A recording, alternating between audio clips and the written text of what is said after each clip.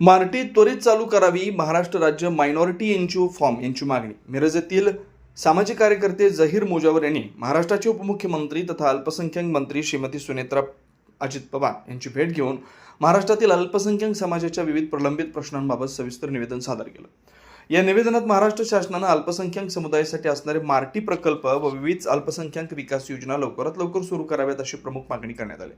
सदर निवेदन हे मायनॉरिटी एनजीओ फोरम यांच्या वतीने देण्यात आलं असून अल्पसंख्याक समाजाच्या शैक्षणिक, सामाजिक व आर्थिक विकासासाठी शासनानं तातडीने निर्णय घ्यावेत अशी मागणी करण्यात आली. निवेदनात पुढील प्रमुख मागण्या करण्यात आल्या. जिल्हा अल्पसंख्याक विकास कक्षासाठी स्वतंत्र अधिकार असलेल्या अधिकाऱ्यांची नियुक्ती करण्यात यावी. अल्पसंख्याक विकास विभागातील प्रलंबित निधी तातडीने वितरित करण्यात यावा. विभागाचे 100% बजेट अल्पसंख्याक समाजाच्या विकासासाठी प्रभावीपणे वापरण्यात यावं. 2026-27 या वर्षासाठी किमान 30,000 कोटी रुपयांचं बजेट ठेवण्यात यावं.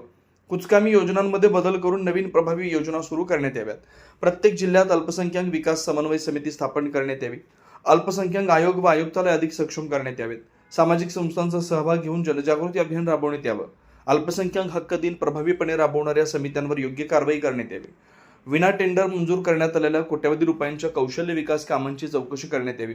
यावेळी महाराष्ट्रातील मायनॉरिटी एनजीओ फोरमच्या सर्व पदाधिकाऱ्यांची तातडीची बैठक बोलावून अल्पसंख्याक समाजाच्या प्रश्नावर व्यापक चर्चा करण्यात यावी अशी मागणी करण्यात आली.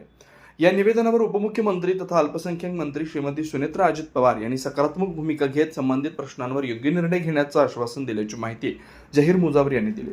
या निवेदनावर झाकीर शिकलगार संस्थापक अध्यक्ष, डॉक्टर असलम बारी कार्याध्यक्ष, मोहम्मद मोहसिन शेख सचिव यांच्या सह्या असून निवेदन देतेवेळी एसीडीबी या संस्थेचे जमीर ढाले, सादिक पठाण, सौरभ चौगुले, भाऊसाहेब जाधव, अय्याज सय्यद मिर्झा उपस्थित होते. त्यांनी शासनाने तातडीने कारवाई करावी अशी मागणी केली.